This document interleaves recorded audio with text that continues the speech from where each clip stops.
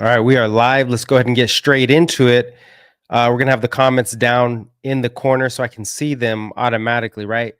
Um, Anyways, today it is what, Tuesday, October 28th. We're almost done with the seasonality. We're almost into November. And what I want to touch upon as of today is the year-end FOMO rally that we're about to see. This is called the Santa Claus Rally. That's what we're up against. The Santa Claus Rally, we see it almost every single year. Before we get to that, okay, before we get to all the market internals, the seasonality, I want to go over because this is what we specialize on. A couple charts. We're going to talk entry, exits, targets, and we're going to start with early momentum plays. We're going to start with Lululemon. Lululemon had some news the other day. Okay, some news the other day. A partnership with the NFL. Now, first and foremost, the problem with Lululemon right now, it's a big market cap. Okay, 20 billion for a retailer. They really haven't invented the wheel.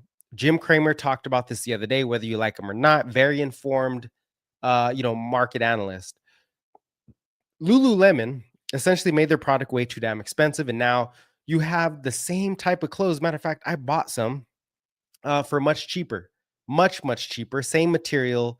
And it's in Costco, it's in probably Sam's Club. I bought some in what is it called?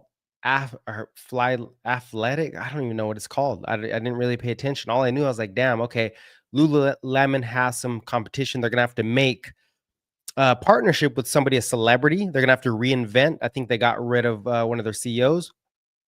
And now they've partnered with the NFL to build, to start jerseys or to sell jerseys, maybe with their material. I don't even know. Now, some people are saying this is trash. It ain't going to do anything. At the end of the day, it is a positive catalyst with very strong technicals. Okay, let me know if this comment box is in the way too much. So we're looking at the technicals here. We're going to go ahead and talk entry, stop, exit, all that. We're on the weekly chart, what I want to identify here first. We're in early stage momentum. Okay. Early stage, as in MACD, our trend, right? Our trend gauge is giving us a buy signal, or at least an upside trend signal, an early trend signal, which could be, if we go back, how long did this trend last? Well, we could say it lasted from September 2024, pretty much ended in December, September, October, November, December, 4 to 5 months, right? So we could get a 4 to 5, according to this, 4 to 5 month upside move. It could last longer. It could be 6 months. And I think that's what we're going to see. 6 months. Can we break this trend? We do have earnings December 1st. By then, they should have something positive. You're getting rate cuts, what we're going to talk about, which is why I'm very bullish on the market. I think the next 3 months, we're going to talk about maybe one of the most bullish trends we've ever seen in the stock market. And it's going to be rotating. It's rotational. It isn't going to be just SPY, NASDAQ, whatever. We'll talk about that next. So Lululemon, right? We're getting some upside potential here, upside trend. If we look at the RSI, right? This is swing trading. We're talking swing, not day trading. We have an edge here, and we've had some bullish divergence, meaning the buying pressure is picking up. Well, the price has been pretty shitty, to be honest with you, right? So let's go ahead and dial in on the price on the weekly. You can see RSI starting to finally pick up. It's starting to pick up across the red line, which is our signal, just meaning the average trend is still falling, but the immediate buying pressure is picking up. So recently we've had an impulse higher. That's a good buy signal, or that's a signal that we're going higher. It's not necessarily a buy signal, right? We don't do those. We do opportunity signals. Now, where would we enter this trade as of today? I'm already long. You can jump in our Discord to see all of our trades, our options, debit spreads, calls, all that stuff. We kind of went over this last time. We'll do it again. But I want to identify first, look at after the past earnings, we started to bottom out. We're making what? Higher lows. Okay, we are making higher lows. And I'm sorry, higher highs, my bad. Higher lows. I'm sorry. We are making higher lows. The stock is looking better. It's looking constructive. Why am I on Lululemon? Because this isn't according to my strategy that I've built over the last 5 years. And I think this is a swing trade potential for the next 6 months, 6 to 9 months. Okay, so you want to do leap calls with this. If that's not good enough for you gamblers out there, you want to see immediate gratification. This is not for you. This is not immediate gratification. That's how you lose your life overnight. We don't want to do that. We want patience. We want real quality trades, quality technicals, not just, oh my God, it's dipping. We want to see the fundamentals, right? And the technicals and the macro. The macro is by far the best macro I've ever seen. This is the most bullish. Okay, we're not getting into that yet. Lululemon, right? Now we did get stuck here. Where's an entry point? What we want to do is we want to be long above the current resistance.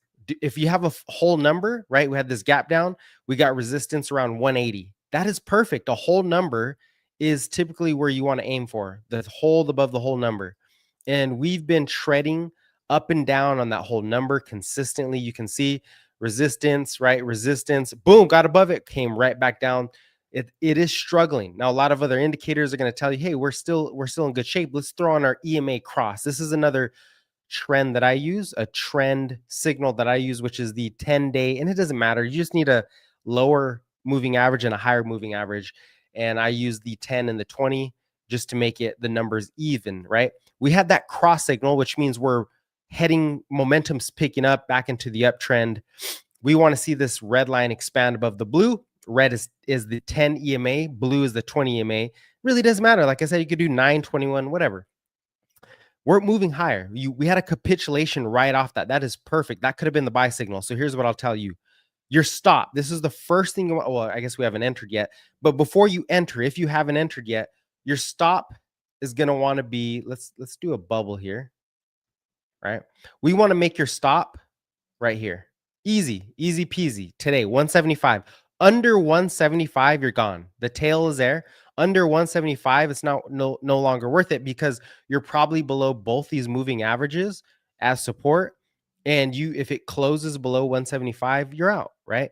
Or if it closes a 30-minute,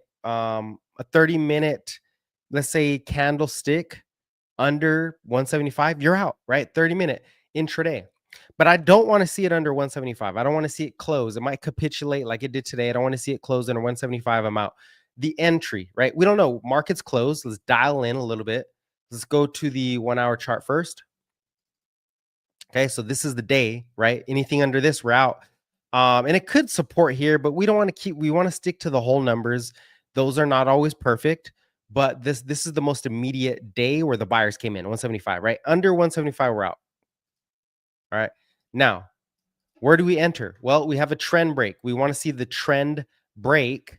Okay, here's our trend. We want to see this trend break, meaning if it consolidates tomorrow between 180 and 175, we're not entering. If you're not in, you're not entering. You're waiting for the break above 180, which would be the break of this trend. You want to see the support and a move higher. What might that look like? A support and move higher. What might that look like? Let's go back here, right? Friday, October 17th, we're going to go down to the 30-minute chart. We're going to find what that might look like.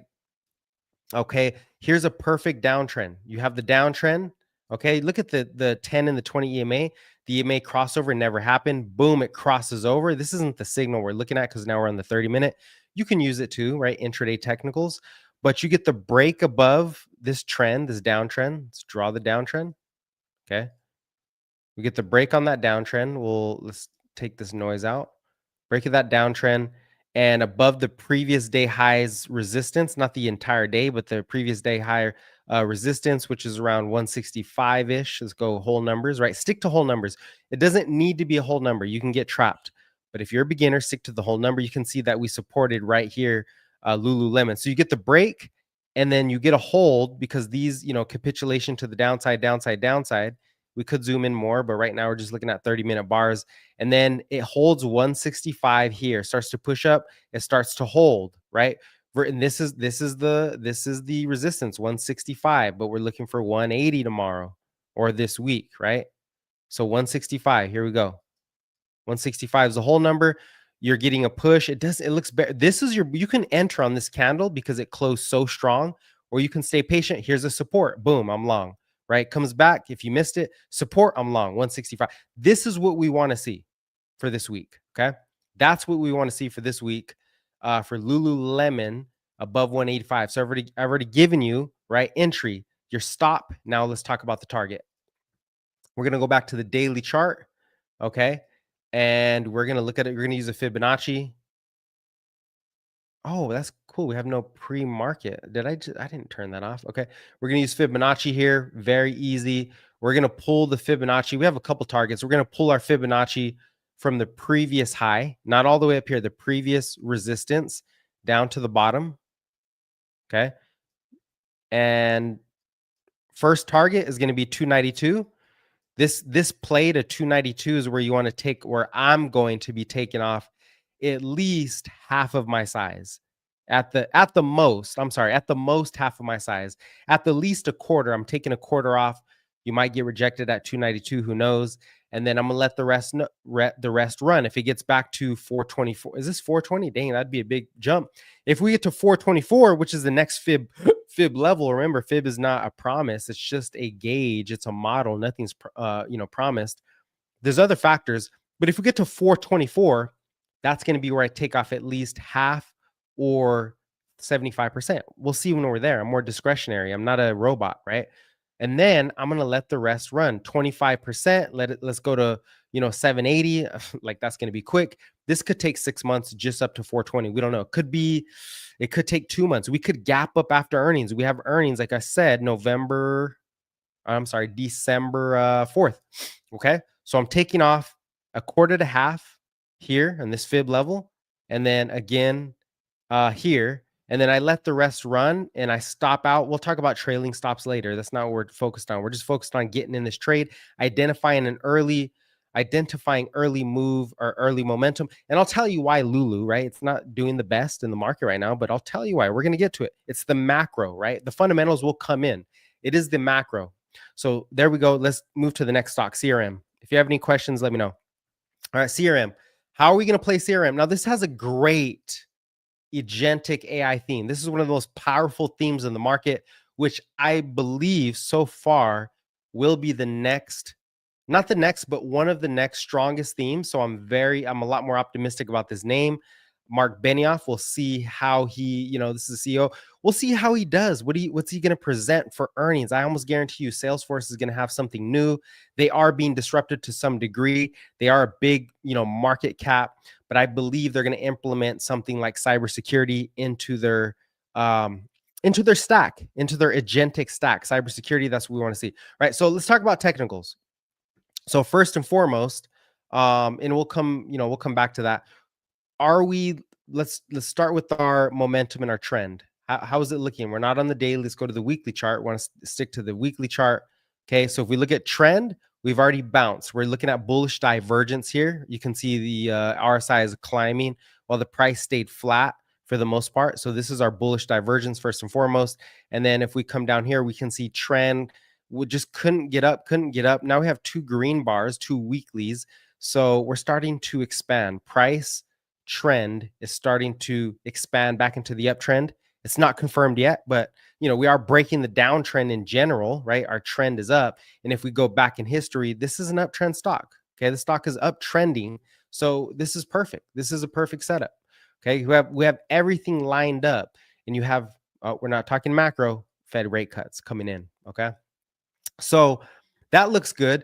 Another thing I might look at, other than, we can look at the EMAs too. Let's look at EMAs. Okay. EMA cross. CRM is actually in an earlier phase than Lulu, right? Unless I did Lulu wrong. Oh, okay. No. I was on the daily. Sorry. So Lulu, same thing. Lulu still not there yet. You really don't get this is my entry, right? We have a tight stop, but I'm really not getting, I might even add again if Lulu can get above 200. Same stuff when it comes to the targets. But CRM is not there yet. I'm sure the daily looks different as far as the EMA crossover, right? EMA crossovers. All this is going to be in my research on the Discord. If you want to know more about it, still building that out. But I thought, hey, let me just, we'll see. All you want to know is, hey, does it go higher? We'll see. All right. So EMA is still early, but our trend is telling me it's time to get in, right? Before the crowd jumps in. That's what I want. I want to get in early before the crowd jumps in, right? So that's what I see from my RSI, my MACD. If we look at the Bollinger Bands, which we didn't look at before, We came off of an oversold. This is where this oversold, and you hit the green. This is where you can dip buy, right? I don't dip buy anything. And we're talking trading, not investing. Investing is a lot simpler. I can dip buy if we come rapidly into this, because it's gonna, eventually come back, and then I can decide from there. So these are dip buying, but we're not there yet. Let's take a look at Lulu really quick. Lulu didn't really give us a great dip buy right here. You can see how it's sliding, right? Because the price never found a support yet. So it almost got there, really didn't. Here you got a dip buy. Here you got a dip buy, and they moved up quickly, right? Got rejected. Here you might have had a dip buy, right? A little bit at 190. Maybe you're back there. You're back to even after 6 months, 4 months, whatever. All right, let's go back to CRM. CRM's above that midline, so I believe it is taking off. That's our velocity, or our volatility is now swinging to the upside, right? That's what Bollinger Bands tell me. Volatility swinging back to the upside. All right. Let's go to the daily chart. What's our daily momentum trend looking like? It's expanding, right? It's slowing, but our MACD is expanding. Great. We're above the midline for our RSI. We're still in good shape, right? Doesn't look perfect. We're still in good shape. You can see in the price action. We need to, I remember we talked about this before. We want to hold for CRM 255. We're testing that like right now. We want to hold 255. So if we were to say, hey, where is the resistance? Where's the support? Where do we get in? Where do we get out? Right? This is very simple. 255 whole number. We want to see it support 255. And if let's assume I'm not in, I am in right now. I could be, taking a loss tomorrow. We'll see how this plays out. I'm not willing to take a gigantic drawdown. I want to get out quickly, and then I'll enter again. So 255 is that level we want to see held, and let's dial it in. Well, let's look at the EMAs. Are we getting some support here? Oh, we got the crossover back here. We got the EMA crossover, the trend flip momentum, trend momentum picked up, or really crossed bullish for me, October 17th. So I don't mind a capitulation into these EMAs, 250, 252, 249, 250, it looks like is about going to be that number. I wouldn't mind a capitulation into here. I still don't want to get long until I'm over 255, right? You can dip buy here, but I'm going to wait for 255. That's a clear level for me multiple times. 1, 2, 3, 4, 5, 6, 7, 8, 9, 10. I'm not going to go get dip buy here because we might roll over, right? Don't want to do that. So we have EMA support. Okay. It's looking good. I still like this. I'm long at the moment. That could change tomorrow. That's why we're talking about this right now. We have one comment. Did you cover NNE? We'll get to that. I'm not there yet. We're going to get to that after. We'll get there. I'm going to respond to your comment there. I'm going to respond to that after I get through these. We only have 4 stocks I'm looking at, and then we'll go over NNE. We might throw that in there. Okay, so CRM. What's our next thing? Our target. Okay, so let's say we do enter over 255. Where's our target at? Where is our target? Let's hit the target. I'm gonna go to the previous high. This one's gonna be different. Okay, a little different because you have multiple previous highs. What I'm gonna do, because these are leap calls that I'm using, are debit spreads, leap debit spreads. I'm gonna go to this high. I'm not gonna go to this little one because we violated that. I want to go to the previous high back here. Okay, which is gonna mean, if we do get long CRM, I think Lulu's a better entry, to be honest with you, but Lulu's theme is a little weaker.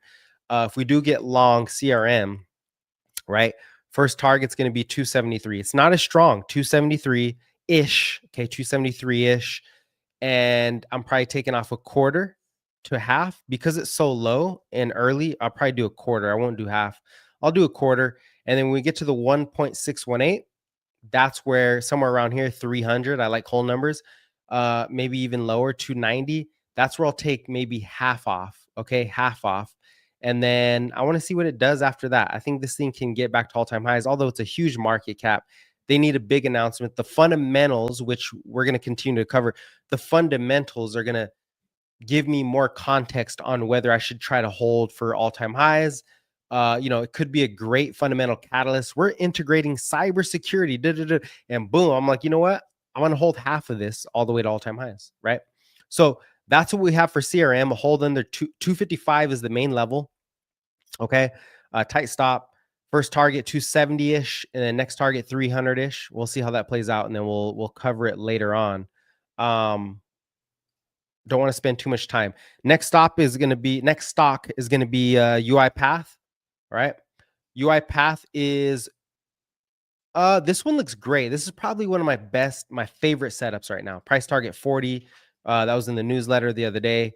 We had been talking about this stock for a minute. Okay, let me take these off. Let's go ahead and reset this. Let's start all over. We're going to the weekly chart. Okay. Weekly chart momentum, and these are our quarters that are separated. You can see from quarter to quarter the separation. Okay. Here we got expansion on the MACD. Great. That's what I want to see. Expansion on the MACD. RSI I don't like as much. It is trying to reset, which is, which tells me I just want to see as long as the weekly holds the midpoint, we're good. I don't want to exit this trade too early just because RSI is coming down. It is trying to cool off. It had a big momentum move. There was a lot of bullish divergence happening here. Okay, bullish divergence, really clean bullish divergence too. Let's kind of back this up so you can see from this point, June 2024 to this point. Okay, from here to here, you can see buying pressure went up. In that same period of time, price had fallen. That is a class A bullish divergence. I really want to get long after that, right? I really want to get long. When I see something, this is just a signal to get me interested. It's not, oh, buy here. No, it doesn't work that way. It's a signal. Now I want to see the hold over 15, right? Let's check our EMAs. What our EMA crossovers look like, right? Oh, on the weekly, they look good. This is why I like the stock a lot better. We could come down to 15 and I'm still long. I'm still long at 15. What I don't want to see is a close. I really don't want to see a close below maybe 14. Maybe 14. I don't want to see a close below that. One second. Nobody can see the background. Just hurry up.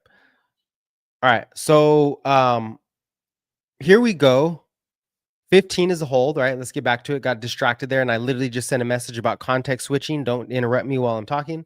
Okay. All right. So 15 is a level. 15 is the level. Our expansion's coming up. We got the EMA crossover. Looks good. 14. We're on hold 14. Great. I like it. I like it. Bollinger Bands, and not really. We're already in Bollinger Bands already breaking out. This is good though. This is why I'm holding it. I'm not worried about that RSI. The Bollinger Band really consolidated for a long time. This means we're in rubber band mode. We're in, how do I say this?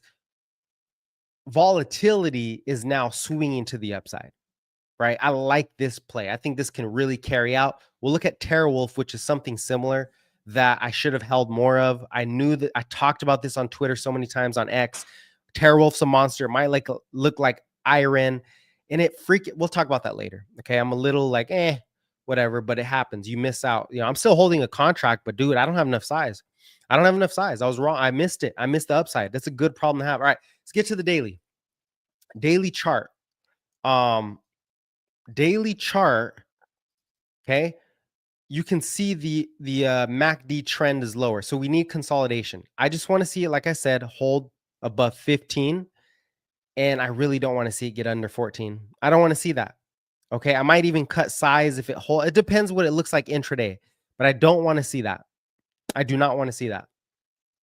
All right. I should have went back to CRM to see a daily entry, what that looks like. I think we got the memo though with Lululemon. You want to see a break and enter, whatever. Yeah. Okay. So do we have any trend here? So yeah, the trend is cooling. RSI also cooling off. So it's kind of in this long-term, bigger, early. It's in an early trend. No, it's not early. Oh, I messed up. We're in mid-cycle. Okay. CRM and Lululemon were early cycle. UiPath is in the mid-cycle. And this could be the longest part of the cycle. So UiPath's in mid-cycle. It's not early anymore. Early was back here. It's in mid-cycle. And so you really got to be patient here because you can say, oh, no, I'm bearish and, get out. We got a flag for me. It could, dip below this flag a couple times. That's why I said under 14, I don't like it. Okay. The flag gets violated and everything. I want to see it just consolidate above 15. Above, it might go below, above 15, 15, 15. Now, let's say you haven't entered yet. Okay. First, let's see what the EMAs look like on the daily. Do you have any support? It looks great. Look at even the EMA, it should stay above this EMA. We don't want to see how it holds EMA. We don't want to see it drop this EMA cloud. It's not a real cloud. I just call it a cloud. We want to see the hold of 15. Damn it. Okay, that's what we want to see. All right. Bollinger Bands, I don't really care about Bollinger Bands on the daily. I want to see weekly Bollinger Bands sometimes, but not here. We're holding. It looks good. 15 is the damn level. Keep that in mind. 15 is the damn level. All right. Let's go to let's see where would we enter? Well, 15, duh, right? 15 is the damn level. So let's see an example of how you might enter that 15 level. Today I was pissed. I was like, dude, come on. Why did you dump so hard, right? You want to tell us why we dumped so hard? I don't like that. But we're still in good territory. You can't get shooken out now. The macro backdrop is too strong. Okay. So what do we want to see going into tomorrow? What is we had this out. Let's look at this. This is a very good example here. Just last week. Sold off hard. Pre-market, it found some support. Okay. And it eventually broke the pre-market highs and held. So it just flipped the pre-market highs and the previous day's, resistance on the 30-minute. Okay, so let's make this thicker so you can see what I'm talking about, right?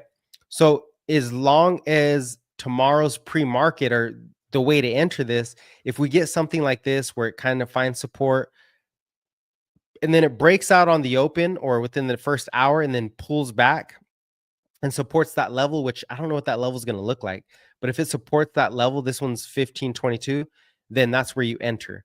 Or you can just enter over 15, the hold of 15. You want to see a hold of 15. Sorry, we don't have an example for everything. Here's a good example back here. Right, here we go. Here's a good example, except for this one was banging against resistance. But you see this, let's call red, let's say red is that support, is that 15 support. I'm going to drag it down to 15 as a whole number. You can see it's flirting with 15, right? It's flirting in pre-market. It gets below it and you got shooken out. You're like, oh, damn it. Wait for the 30-minute to close because you can see it closed higher, right? They'll buy it up real quick. If it closes below 15, you might want to get the instinct to, I want to hold longer, but you better start thinking about cutting. Okay. Start thinking about cutting. If it gets below 14, you're out 100%. Okay. So anyways, it ends up holding 15. You can see the hold, it grinds higher. So that's what every stock has a different personality. They're all going to look a little different. I'm going to get to the comments. Don't worry.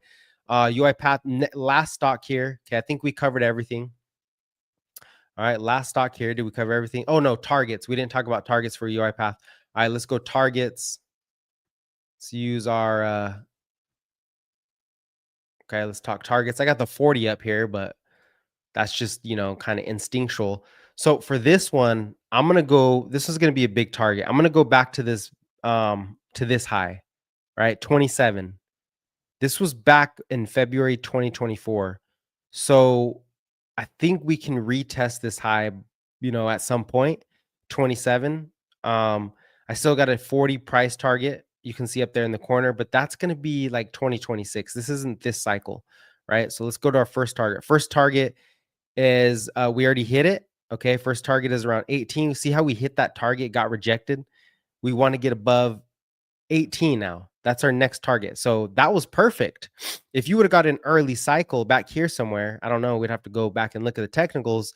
Your first target, boom, gets hit. Second target is going to be 27. Okay. Next target, 54, but I got 40, 54-ish, right? 50, maybe it's higher. So these are our targets for the leap call. This is not tomorrow, next month, January. This is our leap call targets. We want to fill it out. There is no exact number. That's stupid. Markets change. They the context changes. So let's just stick with our normal targets.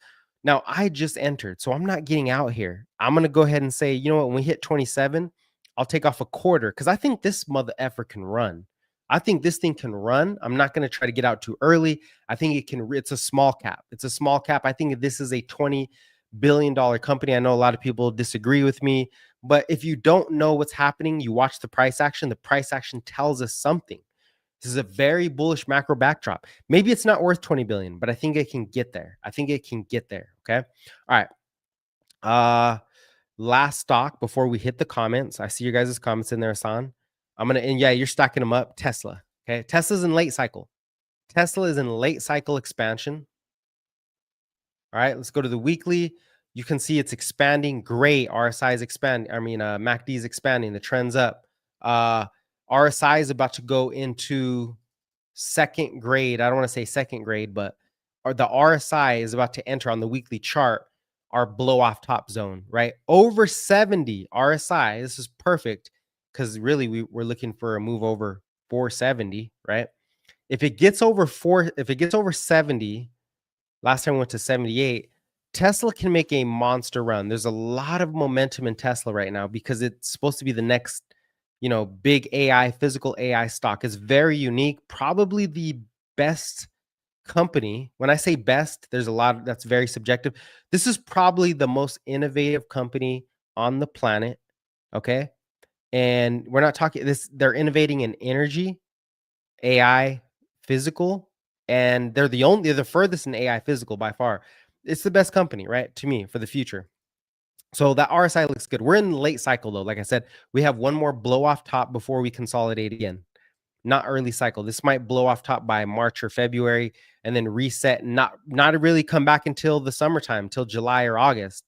That's how Tesla moves. It explodes for about 2 months, 3 months, and then it comes down and waits for 2 or 3 months. I've watched this stock more than any other stock in the market since I've been in this, since I've been doing this. So, how does our EMAs look? Yeah, we got a crossover back here. This thing is taking forever. So, but it's riding the wave. It looks good. Okay, it looks very good. We're expanding. Look how long it took last time. It got above, it crossed over here, and it took a whole another earnings report until it blew, until it really blew up. So here we crossed over back here, down way back here, and one, two, and then it blew up. So yeah, we're right in that zone of Tesla. As a matter of fact, I think Tesla's you got to pay attention. And I'd play with options. If you have shares, you got to size up a lot, but a lot of people don't have that much size. Options are, a great way. This is not an options lesson, but that's how we're playing it. For more questions, you can, jump in our Discord. Okay. So the EMAs look good. Let's go to how does Bollinger look? There's no dip buys here. This is in full expansion mode. Okay. Let's go to the daily chart. In trend, we're in this trend. I think this trend just started. Let's go ahead and pull it back here. Yeah, Tesla's in an uptrend and it's reaccelerating out of that uptrend from the bottom of that trend, starting to reaccelerate here. What I would say is our momentum is barely about to cross over. So look, we're not there yet as of today, but give this thing a couple more days. Look, the Fed cuts tomorrow. The Fed cuts tomorrow. We're going to hear what they have to say. The market's a little shaky today because the Fed, oh, we don't know, uncertainty. They're going to cut, and what we really want to hear is, are they going to cut again in December? He's probably going to say, well, see, I don't know. But guess what? And I'm not there yet. They're going to, it's bullish. Just keep, this is why I'm looking at these. Okay. This is why I'm looking at these. All right. RSI on the daily is above 50. Great. It's expanding. That's all you want to know. It's expanding above 50. It already supported once. It's above that average line. Great. Tesla looks amazing. Late cycle though.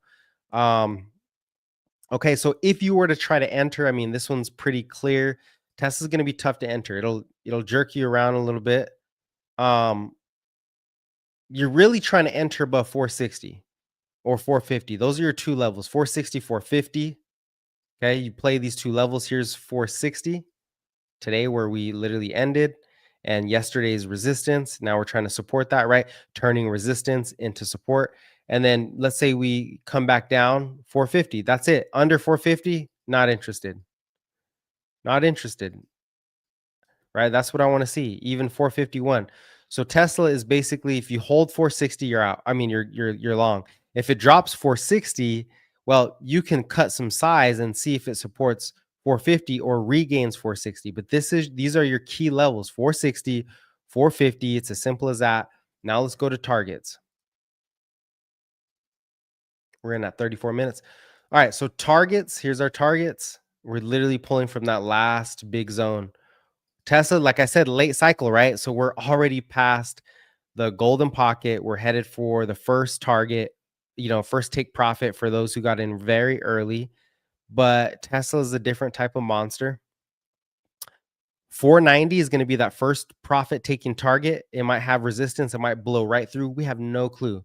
Tesla is wild, so we don't know. right? Now, what am I aiming for? I'm aiming for 665 or 650, I'm sorry. The midpoint between the 1.618 and the 1. So I'm aiming for 650 and 800. Those are my two take profits. 650, I take off a half depending on my contract. This is harder, a half to a quarter, right? Quarter to half. I want to be patient here. And then second, 800, I might be fully out. We'll see because things can change, right? Now, if you want to be a little more conservative, right, we can measure it this way, even though we've already broken that resistance. And you can say, I'm going to aim for 600 and then crazy 800, right? 600. I'm not doing that. I smell what's cooking, and they're cooking something crazy, right? That the market, they're going to surprise the market. Elon ain't going to miss his pay package. So, I mean, not miss his pay package. He's going to get paid. He's not leaving Tesla. They're going to renegotiate it. The market just wants to get above over this bull crap, right? Over this drama. All right. So there's Tesla targets. We went over pretty much everything. The EMAs look good. Now we're going to switch over to what I'm going to do is throw up Bitcoin so I don't forget. Crypto is in a consolidation mode. We might not see crypto rip till mid-November. I hope it happens tomorrow. Don't get me wrong. And we're going to talk about why. All right. So that's what we have there. Let's go to our comments. What do we got here? All right. What up, Dustin? What up, Hassan? C, is that a ticker symbol? C? Citigroup? Wow, we're really talking about Citigroup now? We're really looking at banks, huh? Let me know if you're serious about C. I don't know if you're serious about Citigroup.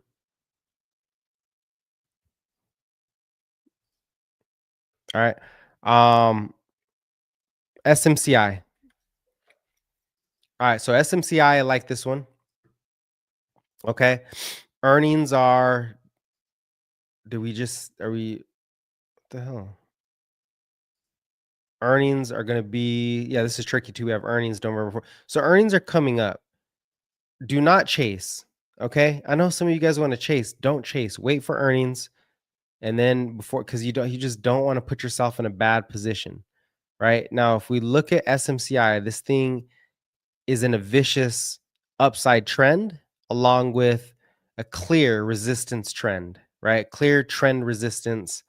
However you want to cook it up, it needs to break this trend. And I think I've talked about this before. I want to see it jump above 65, 60 to 65. That zone is what I'll be looking for SMCI. When it comes to momentum, it is reaccelerating. The semiconductors or the chips are catching another wind. We're above that halfway mark. This is I want to say it's not early cycle. It's a mid-cycle expansion for my technicals anyway, mid-cycle. Where's our EMAs? Let's see where we're at here. It's mid-cycle, but it's not, it's early mid-cycle. Still early. Damn, I hate that. It's mid-cycle. Yeah, it's mid-cycle. If you do get a dip, though, a nasty dip, maybe 40, but we're not talking dips right now. All right, let's go to the daily. All right, so SMCI, that looks really good. Look at that cup and handle forming. Yeah, I want to say SMCI over 60, 65-ish looks great. Looks great. Momentum here still consolidating, right? Still catching its breath. It's not accelerating to the upside. It's decelerating. On the daily, those EMAs are probably crossed over. So maybe your stop, if you were to try to get in this, your stop is easy. Your stop is, that's not easy. It's a big drawdown. Okay. I want to say your stop is under 50. Let's just say under 50, right? Under this gap up, under 50. No, nothing. Nothing under 50. You have a mini little flag forming here, though.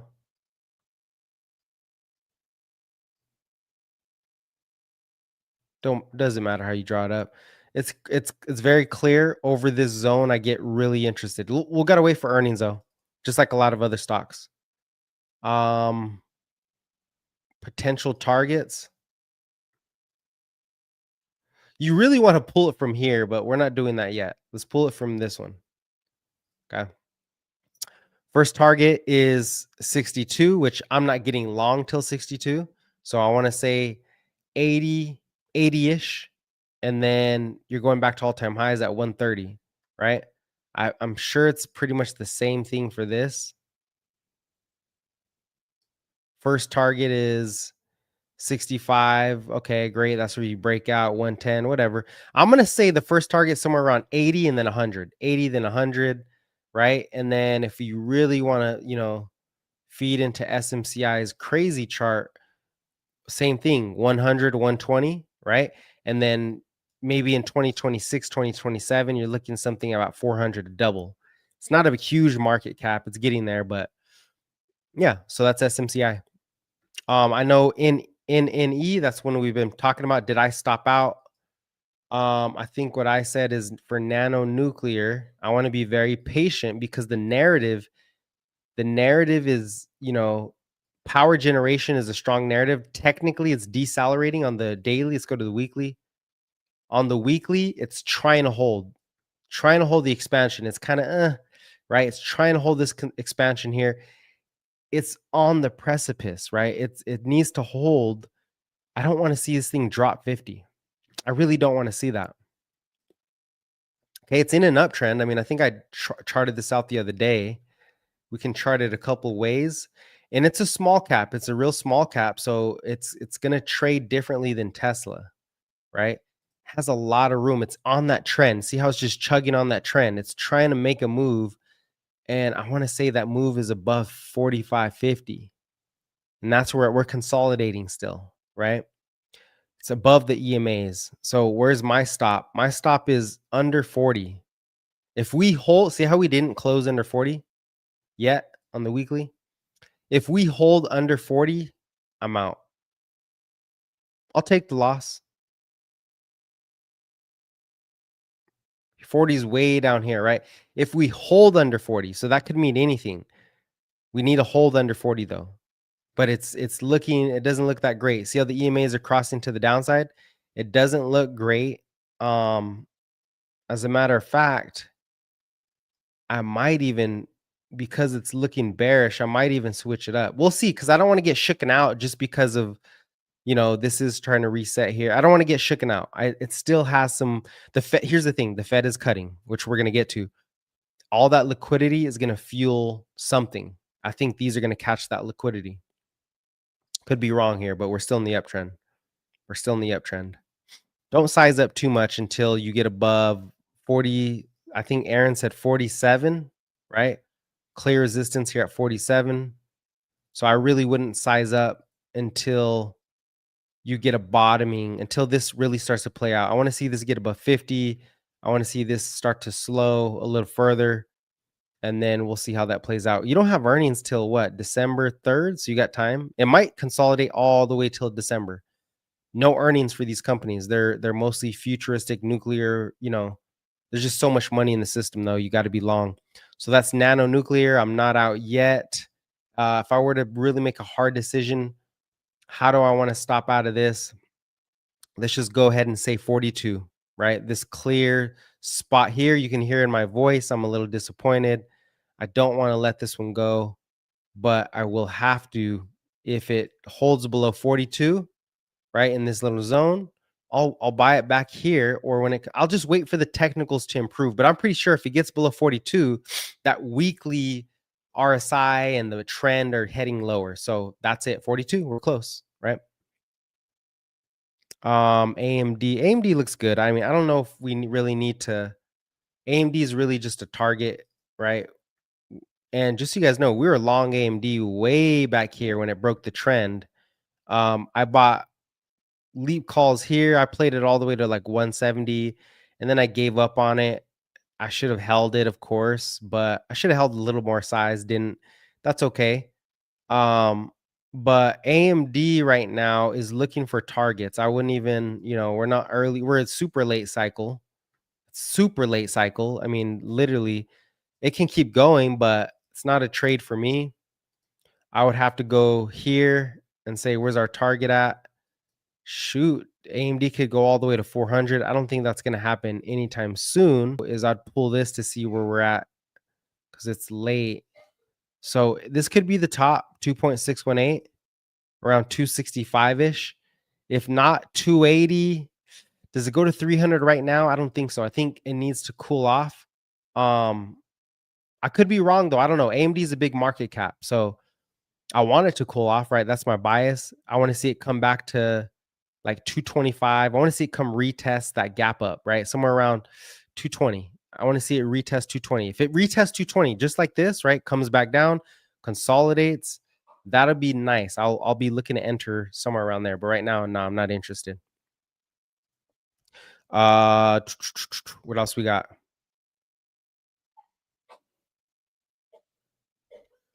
Nvidia. Okay. Nvidia's a monster, man. They just keep making more and more deals. More and more deals. We're gonna go over some different stocks also. All right, so Nvidia headed for what? 222? Yeah, that's, gosh, what a big market cap. It looks like it's reaccelerating again. It's trying to reaccelerate again. These ones, I don't trade Nvidia. That's not my type. If you're a day trader, yes. Swing trading, maybe down here, right? This was easy. We sold puts because it's like, dude, it's Nvidia. It's not going to tank. So we sold puts around 100, got a little below that, came back up, but not my type of trade right now. Just not. I think it's just so over. I think too many people are in Nvidia.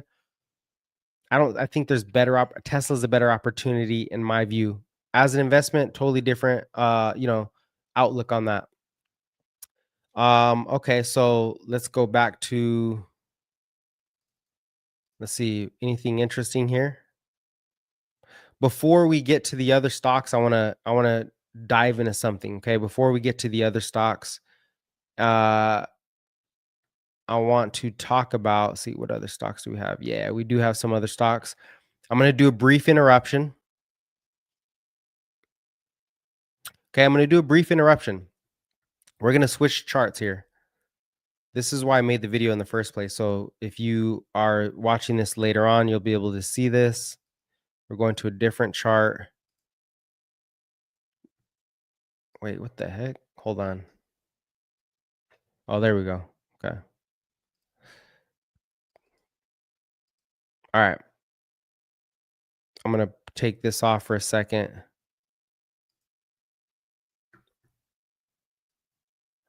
So this is just the seasonality. I just want to warn some of you guys. I know some of you are traders. I don't know who's listening, but I just want to briefly explain, why I'm so bullish here. Why we might, right, Wall Street, this is the title, Wall Street's end of the year FOMO has begun, Santa Claus Rally explained. So we're going to explain the Santa Claus Rally. There's really like 3 or 4 components. 1, 2, 3. There's three components. I'm sorry, there's 4 components to this.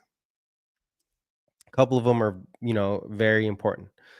So first and foremost is the Fed is cutting rates. Okay, the Fed is cutting interest rates, and you don't fight the Fed, right? It's plain and simple. Don't fight the Fed. Don't fight the Fed. It's not in your favor to fight the Fed. They're cutting interest rates. Let's go ahead and put those on there. USINT. See, this is it right here, and I'm going to turn it black. Okay, the Fed is cutting rates. Do not fight the Fed. If we're going up, then yes, I'm a little more like, okay, I'm a little more cautious. But the fact that they are in a cutting cycle, not to zero, maybe we base out around 2.5. I don't know. The fact that they're cutting, you just don't fight the Fed. Where they're going to cut tomorrow. Then they're going to announce, or they're going to let us know, hey, are we cutting in, December? I think they do. I think they're going to cut twice. The labor market is weak. They might surprise us and do 50 basis points tomorrow, might shake the market a little bit. I think we're expecting 25. They might cut 50. Who knows? Either way, dude, chill out, right? I don't see a top until next year. I don't think we really see a 10% correction. That's my my big guess here is I think we get a 10% correction somewhere between February March, April, or May. I don't know. Somewhere in that quarter, right? I know that's a lot of months, but depends on how quickly we go up, how fast we expand. If we go slowly, then maybe it's going to be, April, May, March. But if we go up quickly, it could be February. So, and we have these all, this is all measurements going back in time that I have here. So, number one, don't fight the Fed. They're ending QT also, guys. They're ending quantitative easing, right? I'm sorry, quantitative tightening. What does that mean? I don't even know if you guys want to see this, but they're ending quantitative tightening. Damn it, I don't have that up. See if I have it here. Where's my layouts at?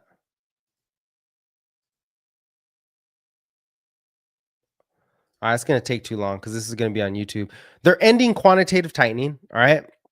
And what that means is they're no longer the most powerful driver in the market is no longer removing money or liquidity from the market. They're no longer, because right now they're sucking cash or they're sucking liquidity. There's so many ways to talk about it. They're sucking money from the system.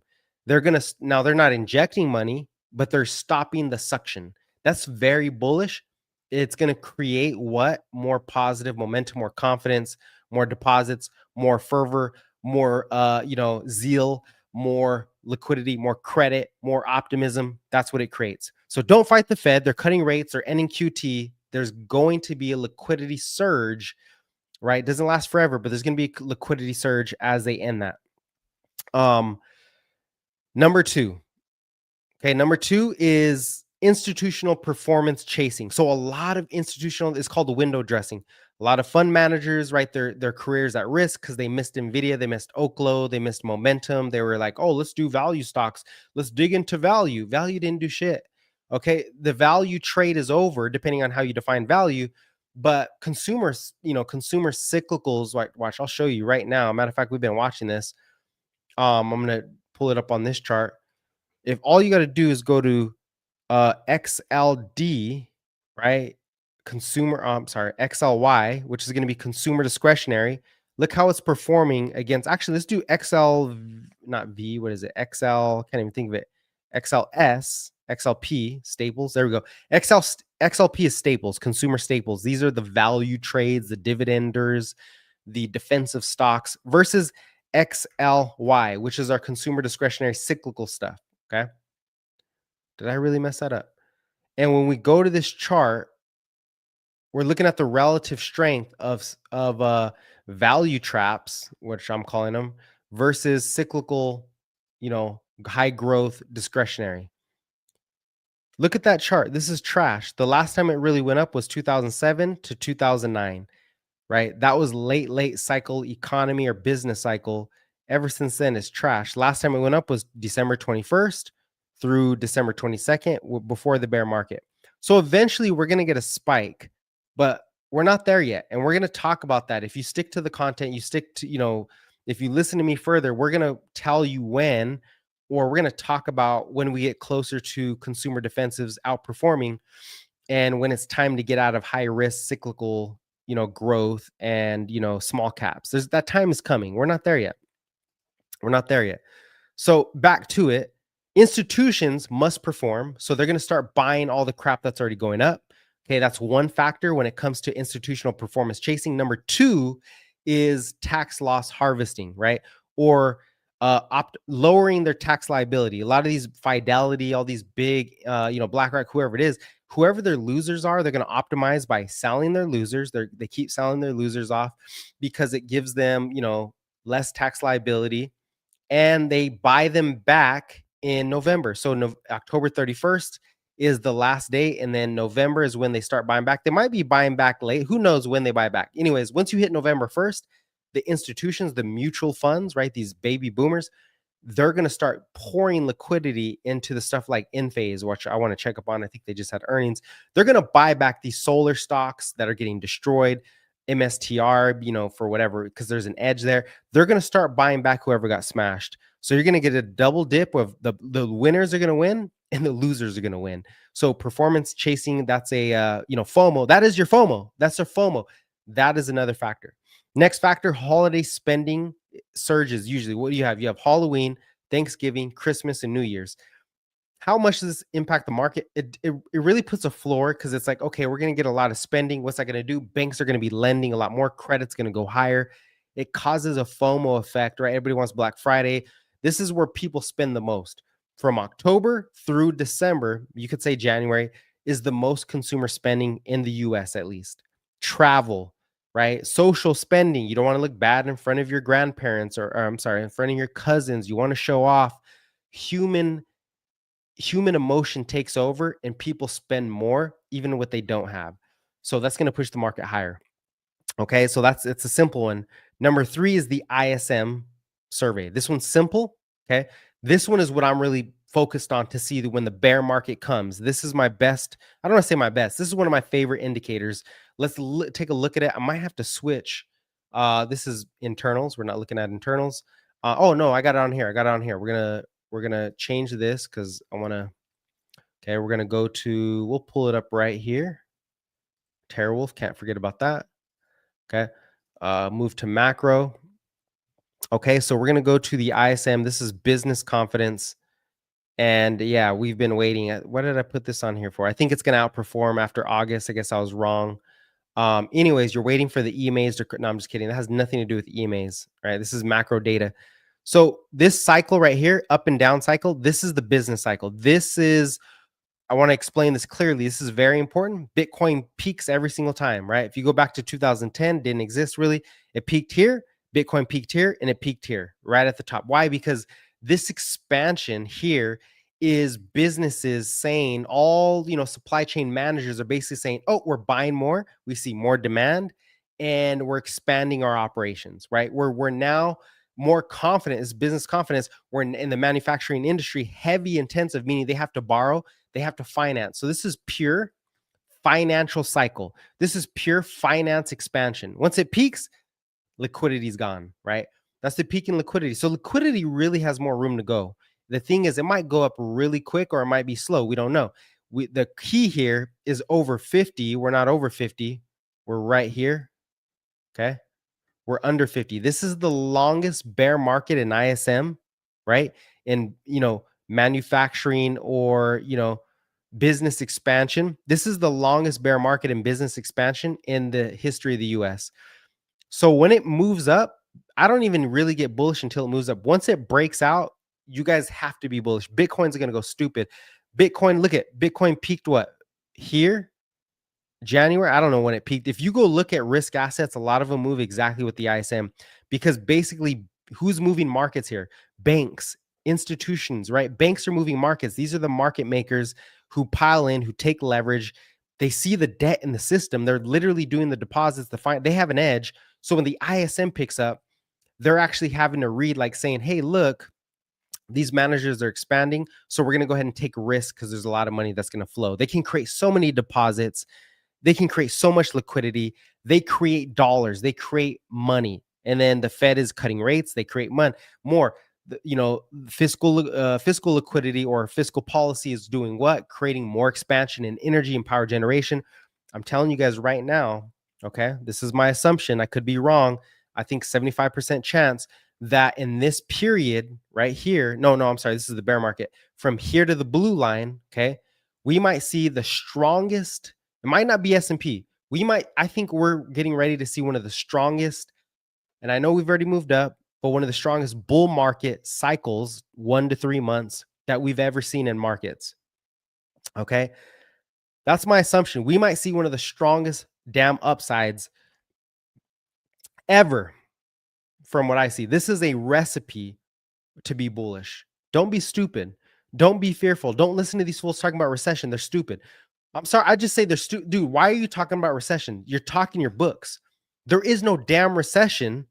Okay. Donald Trump is the most bullish president of all time to a fault. The dude only wants to see the market go up.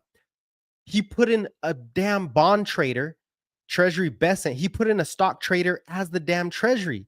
These guys are so bullish markets, right? There's going to be a correction. I think we're in a bubble. It's building. There's more bubble, like Oklo, right? The nuclear energy is in a bubble. I'm a little cautious, but guess what? I'm not cautious yet. The Fed's cutting. There's a bubble forming in different areas, but it's rotational. We're seeing a lot of rotation. You should really join our Discord for free so you can learn more about the markets. Unless you want to just be told what to do and not learn. Let's say, tomorrow I don't exist. Let's say I leave, I fail, whatever. You want to know how this works. I could die at any day. We all can die at any day. You don't want to be stuck trying to trust somebody telling you what to do. You want to learn how they think. All right. So I'm telling you how I think.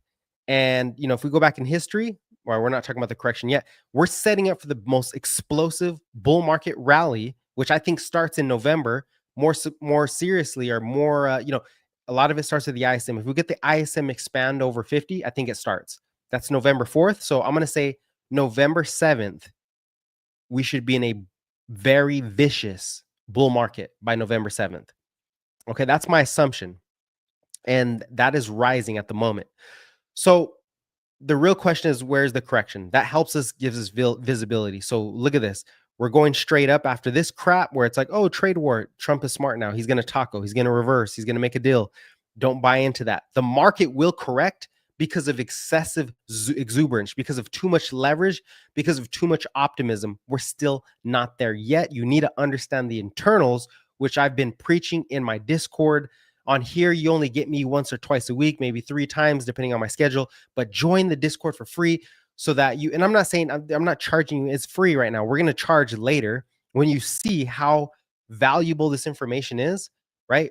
Maybe it's not for you. I wish somebody gave me this when I was younger. I wish when I started, I knew this crap. I would have made so much less mistakes. You have to survive if you're trading. If you're investing, you're lucky. You just buy the tech, right? But if you're trading, you have to keep learning how markets change, right? So we're in a very vicious upside cycle. I think the peak is somewhere between February. This is our window, February to May, right? Could be mid-February, early February, late February. This is our next earnings, by the way. We're in the middle of, Q3 earnings. This will be Q4 earnings, right? It's Q1, but it's looking backwards to Q4. So this is my window. Now let's go back in time. Okay, and see how many times. As a matter of fact, this was 2018. This is when I first started investing. I remember this to a T. Apple came out. My first stock ever was Apple. Well, that I got size in. I put in $800 and I was like, boom, Apple goes lower February. Seasonality is real. So anyways, from February, this is all February to May. These are all windows from February to May. Look at how the market is either down or choppy. Rarely is it up, down or choppy. That's why I put a mad face, down or choppy there. How about this? Now, this was coming out of a macro event. So this one actually was up. Great. And we had a couple pullbacks. That's normal, of course. And, but that was up. But here we go. The pandemic. Now, you can't really say that was seasonality. But, if you're going to dump what? Right after tax season. Not before, because you don't want to pay those taxes. So the dump is coming right after tax season, after earnings. We'll see. That was COVID, a little different. Here, it was up. This was a good performance, but you did have a dump right after February. Look, this was about a 3%. How much was it? 5% correction. That's a good size correction for crypto. A 5% correction in the stock market is about a 25-30% correction for crypto, right? Just 5x that. Okay. And when the stock market declines 10% for crypto, that's about a 40%. When the stock market declines 40-50%, which I don't think we're going to see in the next 10 years, that's a 80% correction for crypto. Anyways, enough with that. We did end higher, but you had 2 little corrections, 2 opportunities, right? 2022, you all remember this. If you're new, you should remember this. This was vicious, but you were choppy. It was early though, right? Right at the beginning of the year, we sold off, right? There was other stuff going on like inflation. So that was a little different. Here we go with the recovery. We had a sell off right at the beginning, and then we bounced in March because the Fed stepped in, which I think we're going to see soon. People are going to get fearful because a lot of credit, there's a lot of money being sloshed around. Somebody's going to make a mistake. A bank is going to fail. I almost guarantee you we're going to see bank failures at the end of this year by January. Liquidity is rising in one section of the liquidity cycle, but it's also hurting others. And so the Fed must inject liquidity. Somebody's going to fail. I don't know who it's going to be. Somebody's going to fail though. Bank failures, market rises because the Fed steps in. Okay. Here we go again. We went up. So this time we went up in February. We peaked in March. Then we rolled over. How much? What was that correction? This correction was 5.5%. Okay, great. Corrected again in July. Okay, but I want to look at this period. This period was much bigger, but this was the, this was the, it's just so funny how we correct a lot in February, right? At the end of January. So that's where I think we're headed for. I think we're headed for a vicious bull market cycle. Okay. If I had to guess, I think the peak is going to be January, February, right? And you can never guess it, fully, but that's what my guess is. Let's look at the technicals. We're just starting to reaccelerate on the daily chart right here on the MACD from a big sell-off. So I think we're headed higher. RSI, as soon as it gets, RSI don't matter for the index. The index is different for RSI, guys, because there's so many stocks. So it's driven by overall confidence. I'm not really too worried about RSI unless it's at an extreme, right? Like here, extreme, and then we sold off, right? Had a correction. Extreme, a little bit sold off. Anyways, let's go to the weekly. What does the weekly look like? Okay. This is a little more scary. This is why I think we get a correction. And we talked about this last stream. RSI is at the end. Okay. RSI is at the end. Matter of fact, let me throw this up here. It looks better. RSI is already peaking, meaning we still can go higher now, but in 3 or 4 months, we aren't going to have the same power, right? The power, the rotation of the when your stocks go up 50%, you're not like, oh, let me throw in more money. You're going to take profits. So I think we're going to take profit later. Okay. RSI, we're still expanding in the, for our MACD, but look, it's at the end. This looks a lot like it did in February 2024, where we started to chop around. Okay. We started to chop around here. We had a correction. We went higher, which I think we go higher 2026, but we're going to have a correction of 5 to 10%, or we might chop for 2 or 3 months. Who knows? Right. Versus here, okay, this is too much now.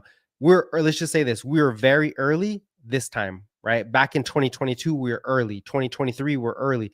The RSI was just picking up, crossing midpoint here. That was a very strong market. MACD crossing up, barely crossing up, very strong market. This time, MACD's at the top, RSI at the top for these next 2 years. So I think we have a vicious rally into February, saying it again, and then we sell off. We correct, we find our ground, we find the next narrative, probably going to be AI, blockchain, who knows, power generation, robotics, right? And then we'll figure that out. But for now, that is what I want to communicate. Okay. ISM is what we're watching. So don't fight the Fed. We're going to get institutional chasing, window dressing, tax loss harvesting, holiday spending surge, whether you like it or not. It's just confidence. It's more inject. It's like being drunk. You're drunk. And then business confidence, right? That's the last boot to fall there. That's my take for the rally. That is my take for the rally. All right, let's get back to charts. We could look here at breadth. Okay, actually, let's look at breadth. Market internals. Okay, breadth doesn't look the greatest. Okay, so this is another view. Hold on. Here's another view of mine. My other view is that, and we never know this, we assign it probabilities. The other view, I still think we're going to go crazy at the end of the year and then early next year. But the other view is that we're actually going to roll over, okay, until November. The Fed could come out. The biggest factor here isn't earnings. Earnings are amazing. I'm not worried about earnings, okay? Stupid. Earnings are great. The real threat here is if the Fed surprises the market. If the Fed surprises the market, or if there's another surprise from Trump, then we could get that final flush, which it should have happened, 2 Fridays ago with the trade deal. So we could get another scare here. Look at breadth rolling over again. It was strong yesterday, but it's starting to roll over again. And this is right before the Fed meeting. Biggest threat here is that Powell says we're cutting 50 basis points. Okay, surprises the market because the labor market is very weak. We're slowing down QT. That injects money, but it causes a panic of a recession panic. And a lot of people still want to take profits. There's a lot of charts too that look bearish. They're Mag 10 charts that look kind of bearish. So I could see that happening. I assign that a 20% probability. I think we're going to be much higher after the Fed meeting going into November. So that could be the other thing here. If we look at, I don't even know if this loaded yet. New 1 month highs, 5-day high. These are just new highs, market breadth, right? You're looking at participation. We're going higher, we're cooling off. We're going higher, we're cooling off. We just cooled off for 2 days in a row and on new highs. So the whole market is cooling off over the last 2 days since Friday was very strong. So we're gonna get 2 days of upside, right? After the Fed cuts, we're going higher. Who knows? Anyways, breath looks good. It is slowing here. Don't get me wrong. We're at the 50% mark, but that could be a reset. That doesn't mean we're rolling over for good. That just means we're heading into a Fed meeting. If this was after Fed meeting and we're in a quiet period, then I'd say, why is breath rolling over? But breath is rolling over in the short term right before the meeting. Duh. People are kind of de-risking, right? They don't want to get surprised. They're going to buy right back into the Fed. Next, you have overall market breadth, very strong. This is basically how many stocks are advancing versus declining over time, and we're right on trend. Okay, what is this 30-minute chart? Let's go to the daily. Okay, we're right on trend. The bull we had a signal here. This is in our Discord. We had a signal here.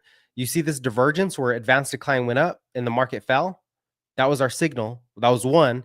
Two, they both declined, and then we had a second breath thrust where breath went up, the market declined, and I was like, hey, we're looking at a bottom. And then what did? We bottomed out. We went higher, made all-time highs, exploded.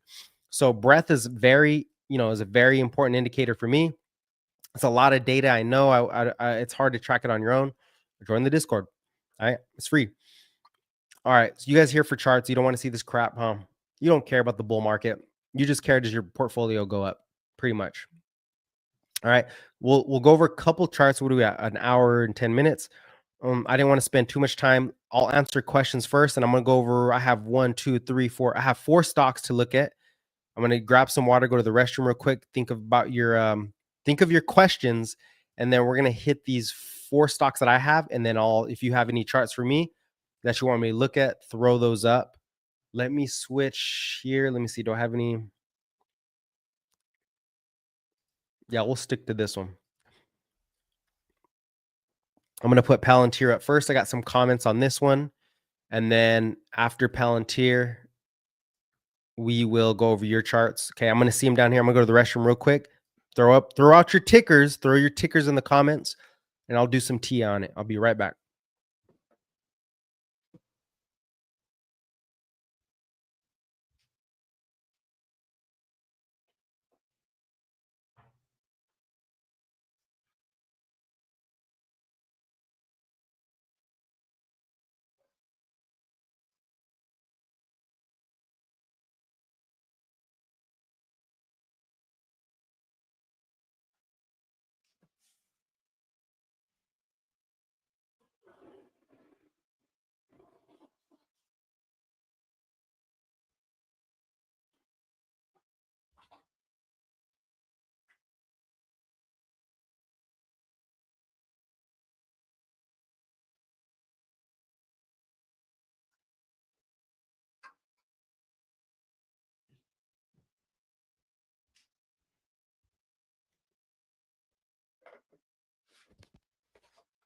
Damn, I need music for that, huh? All right, we ready? We got any comments? Nothing. Damn. Okay, you guys want to see my bullish charts then, huh? I really want to hear what you have to say, though. I really want to hear what you have to say. CNN fear. Okay, we're gonna go over this. Damn, Palantir looks good. I really hate that. You guys got to remember Palantir. I'm very biased against it because I actually bought Palantir at the IPO at 10. Okay, I traded it all the way to 40, and then this was the biggest mistake in my career. I bought it on a macro down cycle. This is why I understand the crypto, the macro so good. I got burned over 100K in Palantir, leveraging in, borrowing money. I got stopped out at the very down bottom. I had to sell out or my portfolio was going to zero. That part. My crypto portfolio didn't get killed that bad, but my stock portfolio was getting destroyed. I leveraged in. I was like, hey, this is the best AI in the market. And I got taken out about 550 or 590 and it bottomed from there. And of course, I traded it right back up, made a little bit back, and then I basically got out at 9, or $7.84. And here it is at 300, biggest pain in my life. So I'm biased. I want it to come back down, even though I know deep down inside I can't chase it, but I know deep down inside that this is going to be a $1 trillion company.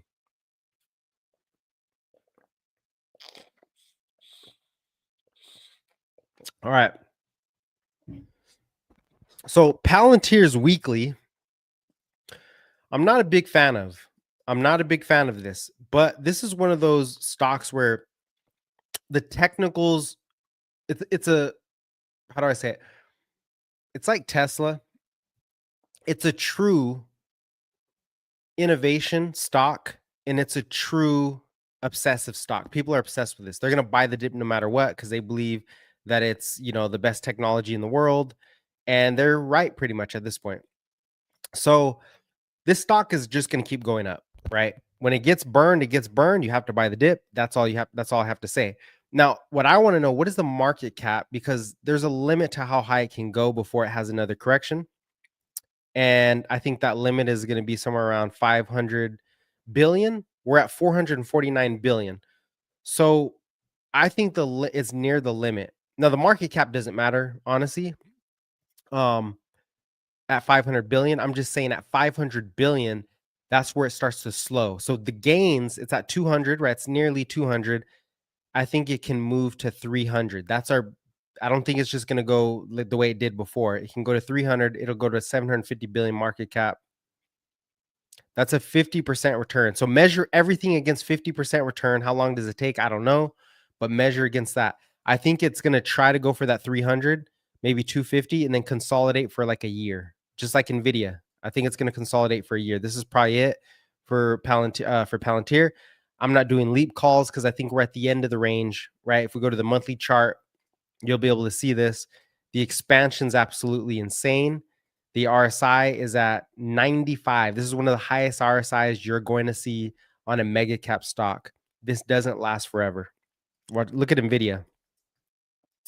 Nvidia went to 95, and that's where it peaked out. It peaked at 95, and the damn stock kept going higher. Don't get me wrong, it can go higher.